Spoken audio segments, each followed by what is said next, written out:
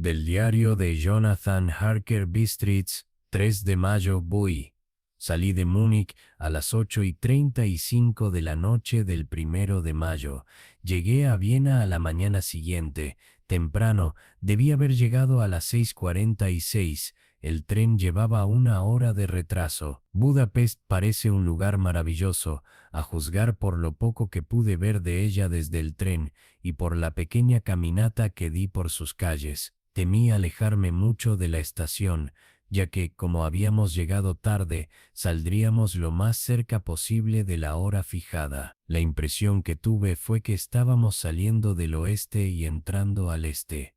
Por el más occidental de los espléndidos puentes sobre el Danubio, que aquí es de gran anchura y profundidad, llegamos a los lugares en otro tiempo sujetos al dominio de los turcos. Salimos con bastante buen tiempo, y era noche cerrada cuando llegamos a Klausenburg, donde pasé la noche en el Hotel Royal. En la comida, o mejor dicho, en la cena, comí pollo preparado con pimentón rojo, que estaba muy sabroso, pero que me dio mucha sed. Recordar obtener la receta para Mina. Le pregunté al camarero y me dijo que se llamaba paprika Endel y que, como era un plato nacional, me sería muy fácil obtenerlo en cualquier lugar de los Cárpatos. Descubrí que mis escasos conocimientos del alemán me servían allí de mucho.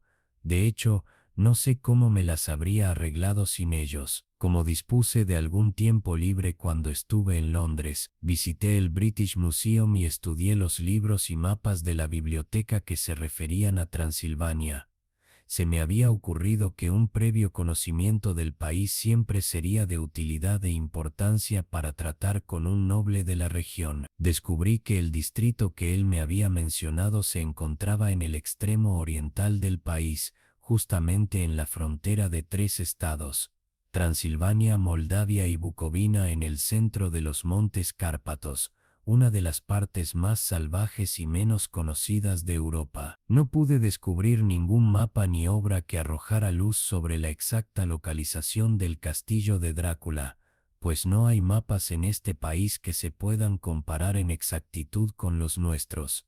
Pero descubrí que Bistritz, el pueblo de posta mencionado por el conde Drácula, era un lugar bastante conocido. Voy a incluir aquí algunas de mis notas, pues pueden refrescarme la memoria cuando le relate mis viajes a Mina. En la población de Transilvania hay 4 nacionalidades distintas: sajones en el sur, y mezclados con ellos los valacos, que son descendientes de los dacios, magiares en el oeste y estequelios en el este y el norte. Voy entre estos últimos, que aseguran ser descendientes de Atila y los hunos. Esto puede ser cierto, puesto que cuando los magiares conquistaron el país, en el siglo XI Miro encontraron a los hunos, que ya se habían establecido en él. Leo que todas las supersticiones conocidas en el mundo están reunidas en la herradura de los Cárpatos, como si fuese el centro de alguna especie de remolino imaginativo. Si es así, mi estancia puede ser muy interesante. Recordar que debo preguntarle al conde acerca de esas supersticiones. No dormí bien,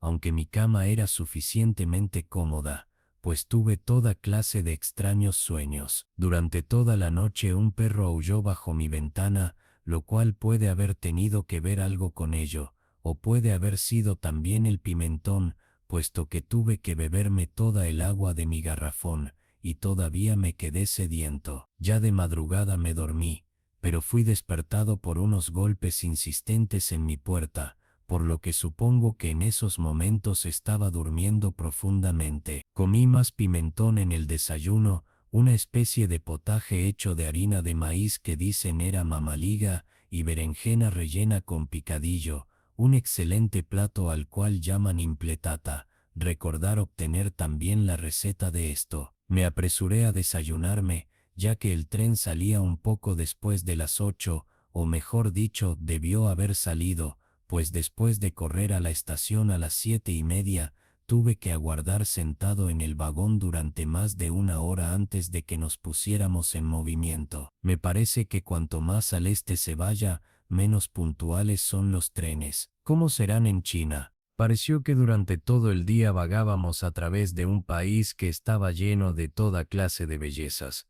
A veces vimos pueblecitos o castillos en la cúspide de empinadas colinas, tales como se ven en los antiguos misales. Algunas veces corrimos a la par de ríos y arroyuelos que por el amplio y pedregoso margen a cada lado de ellos parecían estar sujetos a grandes inundaciones. Se necesita gran cantidad de agua, con una corriente muy fuerte, para poder limpiar la orilla exterior de un río. En todas las estaciones había grupos de gente, algunas veces multitudes, y con toda clase de atuendos. Algunos de ellos eran exactamente iguales a los campesinos de mi país, o a los que había visto cuando atravesaba Francia y Alemania, con chaquetas cortas y sombreros redondos y pantalones hechos por ellos mismos. Pero otros eran muy pintorescos. Las mujeres eran bonitas, excepto cuando uno se les acercaba, pues eran bastante gruesas alrededor de la cintura. Todas llevaban largas mangas blancas y la mayor parte de ellas tenían anchos cinturones con un montón de flecos de algo que les colgaba como en los vestidos en un ballet, pero por supuesto que llevaban enaguas debajo de ellos. Las figuras más extrañas que vimos fueron los eslovacos, que eran más bárbaros que el resto, con sus amplios sombreros de vaquero, grandes pantalones bombachos y sucios, camisas blancas de lino y enormes y pesados cinturones de cuero, casi de un pie de ancho, completamente tachonados con clavos de hojalata. Usaban botas altas, con los pantalones metidos dentro de ellas, y tenían el pelo largo y negro, y bigotes negros y pesados. Eran muy pintorescos, pero no parecían simpáticos. En cualquier escenario se les reconocería inmediatamente como alguna vieja pandilla de bandoleros. Sin embargo, me dicen que son bastante inofensivos y, lo que es más, bastante tímidos. Ya estaba anocheciendo cuando llegamos a Bistritz, que es una antigua localidad muy interesante. Como está prácticamente en la frontera, pues el paso de Borgo conduce desde ahí a Bucovina, ha tenido una existencia bastante agitada, y desde luego pueden verse las señales de ella. Hace 50 años se produjeron grandes incendios que causaron terribles estragos en 5 ocasiones diferentes. A comienzos del siglo XVII sufrió un sitio de 3 semanas y perdió 13.000 personas, y a las bajas de la guerra se agregaron las del hambre y las enfermedades. El conde Drácula me había indicado que fuese al Hotel Golden Krone, el cual, para mi gran satisfacción, era bastante anticuado, pues por supuesto, yo quería conocer todo lo que me fuese posible de las costumbres del país. Evidentemente me esperaban, pues cuando me acerqué a la puerta, me encontré frente a una mujer ya entrada en años, de rostro alegre, vestida a la usanza campesina, ropa interior blanca con un doble delantal, por delante y por detrás, de tela vistosa, tan ajustado al cuerpo que no podía calificarse de modesto. Cuando me acerqué, ella se inclinó y dijo: «¿El señor inglés?». «Sí», le respondí, «Jonathan Harker». Ella sonrió y le dio algunas instrucciones a un hombre anciano en camisa de blancas mangas, que la había seguido hasta la puerta. El hombre se fue, pero regresó inmediatamente con una carta. «Mi querido amigo, bienvenido a los Cárpatos. Lo estoy esperando ansiosamente. Duerma bien, esta noche. Mañana a las 3 saldrá la diligencia para Bucovina. Ya tiene un lugar reservado. En el desfiladero de Borgo mi carruaje lo estará esperando y lo traerá a mi casa. Espero que su viaje desde Londres haya transcurrido sin tropiezos y que disfrute de su estancia en mi bello país. Su amigo Drácula. 4 de mayo. Averigüé que mi posadero había recibido una carta del conde, ordenándole que asegurara el mejor lugar del coche para mí, pero al inquirir acerca de los detalles, se mostró un tanto reticente y pretendió no poder entender mi alemán. Esto no podía ser cierto, porque hasta esos momentos lo había entendido perfectamente. Por lo menos respondía a mis preguntas exactamente como si las entendiera. Él y su mujer, la anciana que me había recibido, se miraron con temor. Él murmuró que el dinero le había sido enviado en una carta, y que era todo lo que sabía. Cuando le pregunté si conocía al conde Drácula y si podía decirme algo de su castillo, Tanto él como su mujer se persignaron, y diciendo que no sabían nada de nada, se negaron simplemente a decir nada más. Era ya tan cerca a la hora de la partida que no tuve tiempo de preguntarle a nadie más, pero todo me parecía muy misterioso y de ninguna manera tranquilizante. Unos instantes antes de que saliera, la anciana subió hasta mi cuarto y dijo, con voz nerviosa, ¿Tiene que ir, joven señor? ¿Tiene que ir? Estaba en tal estado de excitación que pareció haber perdido la noción del poco alemán que sabía y lo mezcló todo con otro idioma del cual yo no entendí ni una palabra. Apenas comprendí algo haciéndole numerosas preguntas. Cuando le dije que me tenía que ir inmediatamente y que estaba comprometido en negocios importantes, preguntó otra vez, ¿sabe usted qué día es hoy? Le respondí que era el 4 de mayo. Ella movió la cabeza y habló otra vez. Oh sí, eso ya lo sé, eso ya lo sé. Pero, ¿sabe usted qué día es hoy? Al responderle yo que no le entendía, ella continuó, es la víspera del día de San Jorge. ¿No sabe usted que hoy por la noche, cuando el reloj marque la medianoche, todas las cosas demoníacas del mundo tendrán pleno poder? ¿Sabe usted a dónde va y a lo que va? Estaba en tal grado de desesperación que yo traté de calmarla, pero sin efecto. Finalmente, cayó de rodillas y me imploró que no fuera, que por lo menos esperara 1 o 2 días antes de partir. Todo aquello era bastante ridículo, pero yo no me sentí tranquilo. Sin embargo, tenía un negocio que arreglar y no podía permitir que nada se interpusiera. Por lo tanto, traté de levantarla y le dije, tan seriamente como pude, que le agradecía, pero que mi deber era imperativo, y yo tenía que partir. Entonces ella se levantó y secó sus ojos, y tomando un crucifijo de su cuello, me lo ofreció. Yo no sabía qué hacer, pues como fiel de la iglesia anglicana, me he acostumbrado a ver semejantes cosas como símbolos de idolatría, y sin embargo, me pareció descortés rechazárselo a una anciana con tan buenos propósitos y en tal estado mental. Supongo que ella pudo leer la duda en mi rostro, pues me puso el rosario alrededor del cuello y dijo, por amor a su madre, y luego salió del cuarto. Estoy escribiendo esta parte de mi diario mientras espero el coche, que por supuesto está retrasado, y el crucifijo todavía cuelga alrededor de mi cuello. No sé si es el miedo de la anciana o las múltiples tradiciones fantasmales de este lugar o el mismo crucifijo, pero lo cierto es que no me siento tan tranquilo como de costumbre. Si este libro llega alguna vez a manos de Mina antes que yo, que le lleve mi adiós. Aquí viene mi coche. 5 de mayo, el castillo. La oscuridad de la mañana ha pasado y el sol está muy alto sobre el horizonte distante, que parece perseguido, no sé si por árboles o por colinas, pues está tan alejado que las cosas grandes y pequeñas se mezclan. No tengo sueño, y como no se me llamará hasta que despierte solo, naturalmente escribo hasta que llegue el sueño. Hay muchas cosas raras que quisiera anotar, y para que nadie al leerlas pueda imaginarse que cené demasiado bien antes de salir de Bistritz,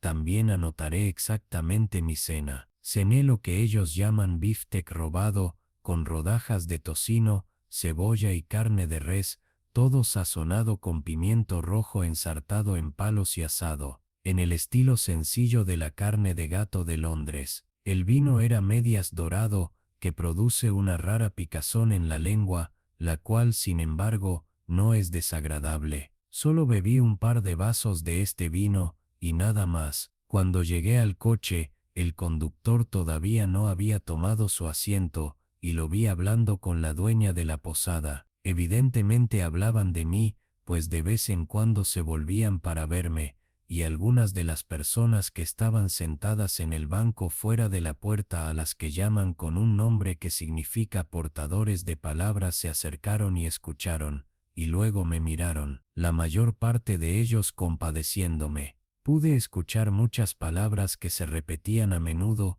palabras raras, pues había muchas nacionalidades en el grupo, así es que tranquilamente extraje mi diccionario políglota de mi petaca, y las busqué. Debo admitir que no me produjeron ninguna alegría, pues entre ellas estaban Ordogo, Satanás, Pokol Infierno, Estregoica, Bruja, Brologo y Vila Koslak, las que significan la misma cosa, una en eslovaco y la otra en serbio, designando algo que es un hombre lobo o un vampiro. Recordar debo preguntarle al conde acerca de estas supersticiones. Cuando partimos, la multitud alrededor de la puerta de la posada, que para entonces ya había crecido a un número considerable, todos hicieron el signo de la cruz y dirigieron 2 dedos hacia mí. Con alguna dificultad, conseguí que un pasajero acompañante me dijera qué significaba todo aquello.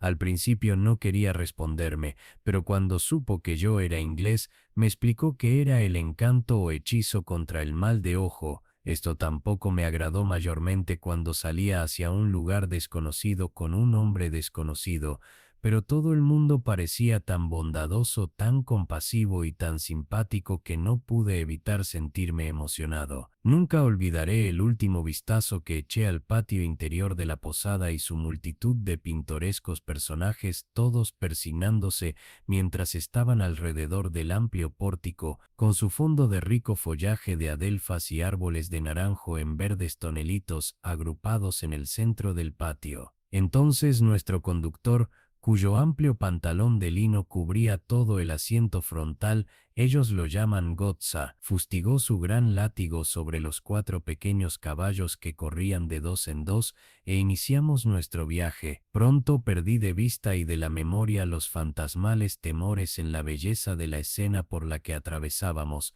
aunque si yo hubiese conocido el idioma o mejor, los idiomas que hablaban mis compañeros de viaje, es muy posible que no hubiese sido capaz de deshacerme de ellos tan fácilmente. Ante nosotros se extendía el verde campo inclinado lleno de bosques con empinadas colinas aquí y allá, coronadas con cúmulos de tréboles o con casas campesinas, con sus paredes vacías viendo hacia la carretera. Por todos lados había una enloquecedora cantidad de frutos en flor, manzanas, ciruelas, peras y fresas, y a medida que avanzábamos, pude ver cómo la verde hierba bajo los árboles estaba cuajada con pétalos caídos. La carretera entraba y salía entre estas verdes colinas de lo que aquí llaman Tierra Media, liberándose al barrer alrededor de las curvas o cerrada por los estrangulantes brazos de los bosques de pino, que aquí y allá corrían colina abajo como lenguas de fuego. El camino era áspero, pero a pesar de ello parecía que volábamos con una prisa excitante. Entonces no podía entender a qué se debía esa prisa, pero evidentemente el conductor no quería perder tiempo antes de llegar al desfiladero de Borgo. Se me dijo que el camino era excelente en verano, pero que todavía no había sido arreglado después de las nieves del invierno. A este respecto era diferente a la mayoría de los caminos de los Cárpatos, pues es una antigua tradición que no deben ser mantenidos en tan buen estado. Desde la antigüedad los hospadares no podían repararlos, pues entonces los turcos pensaban que se estaban preparando para traer tropas extranjeras, y de esta manera atizar la guerra que siempre estaba verdaderamente a punto de desatarse. Más allá de las verdes e hinchadas lomas de la Tierra Media se levantaban imponentes colinas de bosques que llegaban hasta las elevadas cumbres de los Cárpatos. Se levantaban a la izquierda y a la derecha de nosotros, con el sol de la tarde cayendo plenamente sobre ellas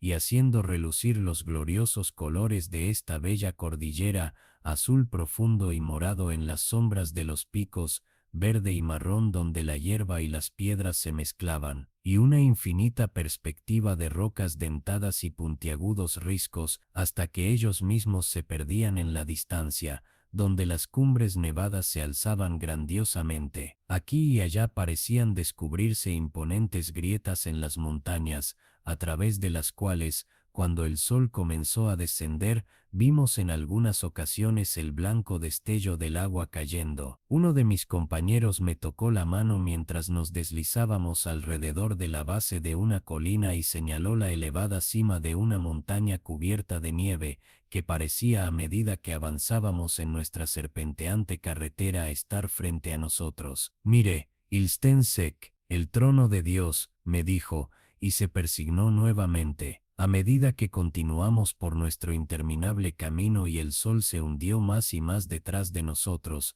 las sombras de la tarde comenzaron a rodearnos. Este hecho quedó realzado porque las cimas de las nevadas montañas todavía recibían los rayos del sol y parecían brillar con un delicado y frío color rosado. Aquí y allá pasamos ante checos y eslovacos, todos en sus pintorescos atuendos, pero noté que el bocio prevalecía dolorosamente. A lo largo de la carretera había muchas cruces, y a medida que pasamos todos mis compañeros se persignaron ante ellas. Aquí y allá había una campesina arrodillada frente a un altar, sin que siquiera se volviera a vernos al acercarnos, sino que más bien parecía en el arrobamiento de la devoción no tener ni ojos ni oídos para el mundo exterior. Muchas cosas eran completamente nuevas para mí, por ejemplo, hacinas de paja en los árboles, y aquí y allá, muy bellos grupos de sauces llorones, con sus blancas ramas brillando como plata a través del delicado verde de las hojas. Una y otra vez pasamos un carromato, la carreta ordinaria de los campesinos, con su vértebra larga, culebreante, calculada para ajustarse a las desigualdades de la carretera. En cada uno de ellos iba sentado un grupo de campesinos que regresaban a sus hogares, los checos con sus pieles de oveja blancas y los eslovacos con las suyas de color. Estos últimos llevaban a guisa de lanzas sus largas duelas, con un hacha en el extremo. Al comenzar a caer la noche, se sintió mucho frío, y la creciente penumbra pareció mezclar en una sola bruma la lobreguez de los árboles, robles, hayas y pinos, aunque en los valles que corrían profundamente a través de los surcos de las colinas, a medida que ascendíamos hacia el desfiladero, se destacaban contra el fondo de la tardía nieve los oscuros abetos. Algunas veces, mientras la carretera era cortada por los bosques de pino que parecían acercarse a nosotros en la oscuridad, grandes masas grisáceas que estaban desparramadas aquí y allá entre los árboles producían un efecto lóbrego y solemne que hacía renacer los pensamientos y las siniestras fantasías engendradas por la tarde, mientras que el sol poniente parecía arrojar un extraño consuelo a las fantasmales nubes que entre los Cárpatos parece que vagabundean incesantemente por los valles. En ciertas ocasiones las colinas eran tan empinadas que a pesar de la prisa de nuestro conductor, los caballos solo podían avanzar muy lentamente. Yo quise descender del coche y caminar al lado de ellos, tal como hacemos en mi país, pero el cochero no quiso saber nada de eso. No, no, me dijo, no debe usted caminar aquí. Los perros son muy fieros, dijo, y luego añadió, con lo que evidentemente parecía ser una broma macabra, pues miró a su alrededor para captar las sonrisas afirmativas de los demás. Ya tendrá usted suficiente que hacer antes de irse a dormir. Así fue que la única parada que hizo durante un momento sirvió para que encendiera las lámparas. Al oscurecer pareció que los pasajeros se volvían más nerviosos y continuamente le estuvieron hablando al cochero uno tras otro, como si le pidieran que aumentara la velocidad. Fustigó a los caballos inmisericordiamente con su largo látigo, y con salvajes gritos de aliento trató de obligarlos a mayores esfuerzos. Entonces, a través de la oscuridad, pude ver una especie de mancha de luz gris adelante de nosotros, como si hubiese una hendidura en las colinas. La intranquilidad de los pasajeros aumentó, el loco carruaje se bamboleó sobre sus grandes resortes de cuero y se inclinó hacia uno y otro lado como un barco flotando sobre un mar proceloso. Yo tuve que sujetarme. El camino se hizo más nivelado y parecía que volábamos sobre él. Entonces las montañas parecieron acercarse a nosotros desde ambos lados, como si quisiesen estrangularnos, y nos encontramos a la entrada del desfiladero de Borgo. Uno por uno, todos los pasajeros me ofrecieron regalos, insistiendo de una manera tan sincera que no había modo de negarse a recibirlos. Desde luego los regalos eran de muy diversas y extrañas clases, pero cada uno me lo entregó de tan buena voluntad, con palabras tan amables y con una bendición esa extraña mezcla de movimientos temerosos que ya había visto en las afueras del hotel en Bistritz, el signo de la cruz y el hechizo contra el mal de ojo. Entonces, al tiempo que volábamos, el cochero se inclinó hacia adelante y a cada lado, los pasajeros, apoyándose sobre las ventanillas del coche, escudriñaron ansiosamente la oscuridad. Era evidente que se esperaba que sucediera algo raro, pero aunque le pregunté a cada uno de los pasajeros, ninguno me dio la menor explicación. Este estado de ánimo duró algún tiempo, y al final vimos como el desfiladero se abría hacia el lado oriental. Sobre nosotros pendían oscuras y tenebrosas nubes, y el aire se encontraba pesado, cargado con la opresiva sensación del trueno. Parecía como si la cordillera separara dos atmósferas y que ahora hubiésemos entrado en la tormentosa. Yo mismo me puse a buscar el vehículo que debía llevarme hasta la residencia del conde. A cada instante esperaba ver el destello de lámparas a través de la negrura, pero todo se quedó en la mayor oscuridad. La única luz provenía de los parpadeantes rayos de luz de nuestras propias lámparas, en las cuales los vaos de nuestros agotados caballos se elevaban como nubes blancas. Ahora pudimos ver el arenoso camino extendiéndose blanco frente a nosotros, pero en él no había ninguna señal de un vehículo. Los pasajeros se reclinaron con un suspiro de alegría que parecía burlarse de mi propia desilusión. Ya estaba pensando qué podía hacer en tal situación cuando el cochero, mirando su reloj, dijo a los otros algo que apenas pude oír. Tan suave y misterioso fue el tono en que lo dijo. Creo que fue algo así como una hora antes de tiempo. Entonces se volvió a mí y me dijo en un alemán peor que el mío: «No hay ningún carruaje aquí. Después de todo, nadie espera al señor. Será mejor que ahora venga a Bucovina y regrese mañana o al día siguiente, mejor al día siguiente». Mientras hablaba, los caballos comenzaron a piafar y a relinchar y a encabritarse tan salvajemente que el cochero tuvo que sujetarlos con firmeza. Entonces, en medio de un coro de alaridos de los campesinos que se persignaban apresuradamente, apareció detrás de nosotros una calesa, nos pasó y se detuvo al lado de nuestro coche. Por la luz que despedían nuestras lámparas, al caer los rayos sobre ellos, pude ver que los caballos eran unos espléndidos animales, negros como el carbón. Estaban conducidos por un hombre alto, con una larga barba grisácea y un gran sombrero negro, que parecía ocultar su rostro de nosotros. Solo pude ver el destello de un par de ojos muy brillantes, que parecieron rojos al resplandor de la lámpara, en los instantes en que el hombre se volvió a nosotros. Se dirigió al cochero. «Llegó usted muy temprano hoy, mi amigo», el hombre replicó balbuceando. El señor inglés tenía prisa. Entonces el extraño volvió a hablar.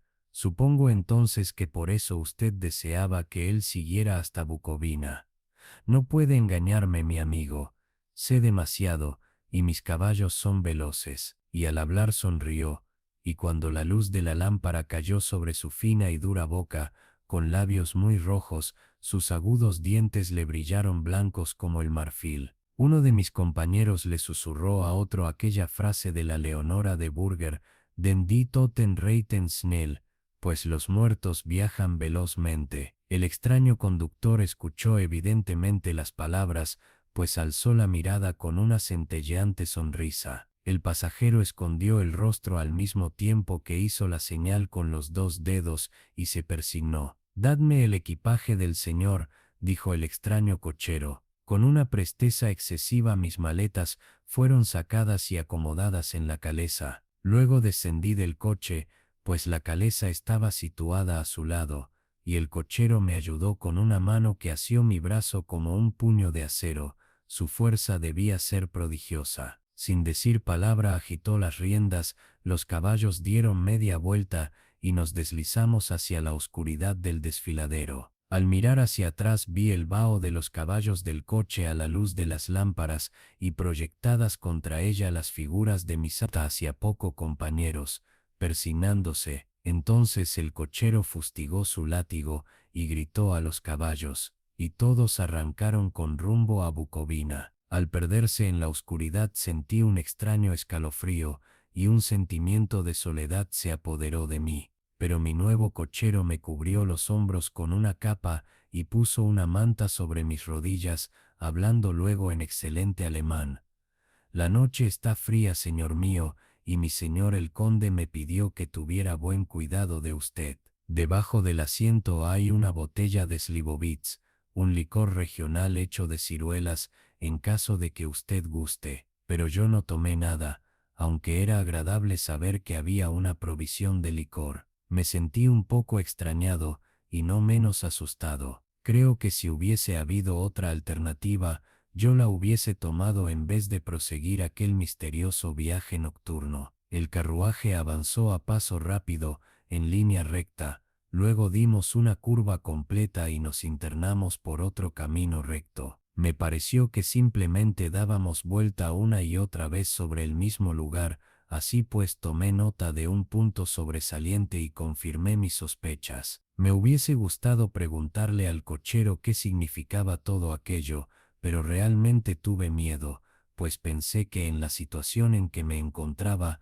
cualquier protesta no podría dar el efecto deseado en caso de que hubiese habido una intención de retraso. Al cabo de un rato, sin embargo, sintiéndome curioso por saber cuánto tiempo había pasado, encendí un fósforo, y a su luz, miré mi reloj.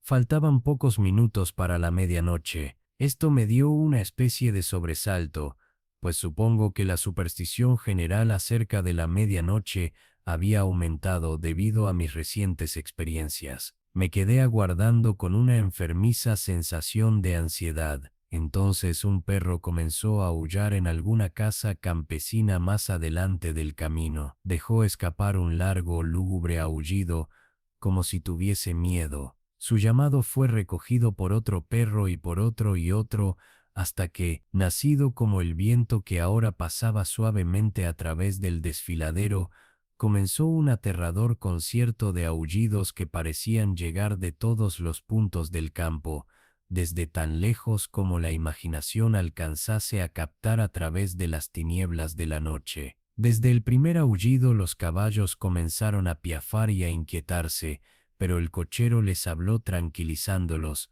y ellos recobraron la calma, aunque temblaban y sudaban como si acabaran de pasar por un repentino susto. Entonces, en la lejana distancia, desde las montañas que estaban a cada lado de nosotros, llegó un aullido mucho más fuerte y agudo, el aullido de los lobos, que afectó a los caballos y a mi persona de la misma manera, pues estuve a punto de saltar de la caleza y echar a correr, mientras que ellos retrocedieron y se encabritaron frenéticamente, de manera que el cochero tuvo que emplear toda su fuerza para impedir que se desbocaran. Sin embargo, a los pocos minutos, mis oídos se habían acostumbrado a los aullidos, y los caballos se habían calmado tanto que el cochero pudo descender y pararse frente a ellos. Los sobó y acarició, y les susurró algo en las orejas, tal como he oído que hacen los domadores de caballos, y con un efecto tan extraordinario que bajo estos mimos se volvieron nuevamente bastante obedientes, aunque todavía temblaban. El cochero tomó nuevamente su asiento, sacudió sus riendas y reiniciamos nuestro viaje a buen paso. Esta vez, después de llegar hasta el lado extremo del desfiladero, repentinamente cruzó por una estrecha senda que se introducía agudamente a la derecha. Pronto nos encontramos obstruidos por árboles, que en algunos lugares cubrían por completo el camino, formando una especie de túnel a través del cual pasábamos, y además de eso, gigantescos peñascos amenazadores nos hacían valla a uno y otro lado. A pesar de encontrarnos así protegidos, podíamos escuchar el viento que se levantaba, pues gemía y silbaba a través de las rocas, y las ramas de los árboles chocaban entre sí al pasar nosotros por el camino. Hizo cada vez más frío, una fina nieve comenzó a caer,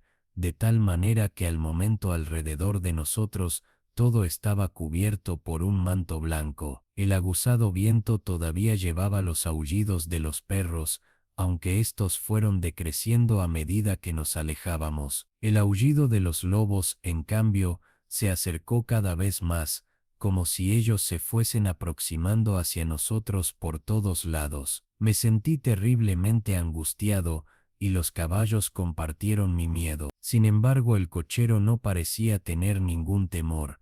Continuamente volvía la cabeza hacia la izquierda y hacia la derecha, pero yo no podía ver nada a través de la oscuridad. Repentinamente, lejos, a la izquierda, divisé el débil resplandor de una llama azul. El cochero lo vio al mismo tiempo, inmediatamente paró los caballos y saltando a tierra desapareció en la oscuridad. Yo no sabía qué hacer, y mucho menos debido a que los aullidos de los lobos parecían acercarse, pero mientras dudaba, el cochero apareció repentinamente otra vez, y sin decir palabra tomó asiento y reanudamos nuestro viaje. Creo que debo haberme quedado dormido o soñé repetidas veces con el incidente, pues este se repitió una y otra vez, y ahora al recordarlo, me parece que fue una especie de pesadilla horripilante. Una vez la llama apareció tan cerca del camino que hasta en la oscuridad que nos rodeaba, pude observar los movimientos del cochero. Se dirigió rápidamente a donde estaba la lama azul. Debe haber sido muy tenue, porque no parecía iluminar el lugar alrededor de ella, y tomando algunas piedras las colocó en una forma significativa. En una ocasión fui víctima de un extraño efecto óptico. Estando él parado entre la llama y yo, no pareció obstruirla, porque continué viendo su fantasmal luminosidad. Esto me asombró, pero como solo fue un efecto momentáneo, supuse que mis ojos me habían engañado debido al esfuerzo que hacía en la oscuridad. Luego, por un tiempo, ya no aparecieron las llamas azules, y nos lanzamos velozmente a través de la oscuridad con los aullidos de los lobos rodeándonos, como si nos siguieran en círculos envolventes. Finalmente el cochero se alejó más de lo que lo había hecho hasta entonces, y durante su ausencia los caballos comenzaron a temblar más que nunca, y a piafar y relinchar de miedo. No pude ver ninguna causa que motivara su nerviosismo, pues los aullidos de los lobos habían cesado por completo,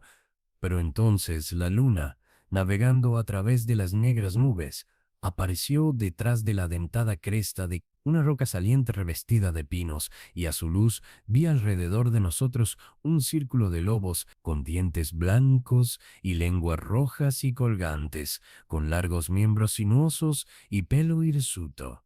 Eran 100 veces más terribles en aquel lúgubre silencio que los rodeaba que cuando estaban aullando. Por mi parte, caí en una especie de parálisis de miedo. Solo cuando el hombre se encuentra cara a cara con semejantes horrores, puede comprender su verdadero significado. De pronto, todos los lobos comenzaron a aullar como si la luz de la luna produjera un efecto peculiar en ellos. Los caballos se encabritaron y retrocedieron, y miraron impotentes alrededor con unos ojos que giraban de manera dolorosa. Pero el círculo viviente de terror los acompañaba a cada lado. Forzosamente tuvieron que permanecer dentro de él. Yo le grité al cochero que regresara, pues me pareció que nuestra última alternativa era tratar de abrirnos paso a través del círculo. Y para ayudarle a su regreso grité y golpeé a un lado de la caleza, esperando que el ruido espantara a los lobos de aquel lado, y así él tuviese oportunidad de subir al coche. Cómo finalmente llegó es cosa que no sé, pero escuché su voz alzarse en un tono de mando imperioso, y mirando hacia el lugar de donde provenía, lo vi parado en medio del camino. Agitó los largos brazos como si tratase de apartar un obstáculo impalpable, y los lobos se retiraron. Justamente en esos momentos una pesada nube pasó a través de la cara de la luna, de modo que volvimos a sumirnos en la oscuridad. Cuando pude ver otra vez, el conductor estaba subiendo a la calesa y los lobos habían desaparecido. Todo esto fue tan extraño y misterioso que fui sobrecogido por un miedo pánico y no tuve valor para moverme ni para hablar. El tiempo pareció interminable mientras continuamos nuestro camino, ahora en la más completa oscuridad, pues las negras nubes oscurecían la luna. Continuamos ascendiendo con ocasionales periodos de rápidos descensos, pero ascendiendo la mayor parte del tiempo. Repentinamente tuve conciencia de que el conductor estaba deteniendo a los caballos en el patio interior de un inmenso castillo ruinoso en parte, de cuyas altas ventanas negras no salía un solo rayo de luz, y cuyas quebradas murallas mostraban una línea dentada que destacaba contra el cielo iluminado por la luz de la luna.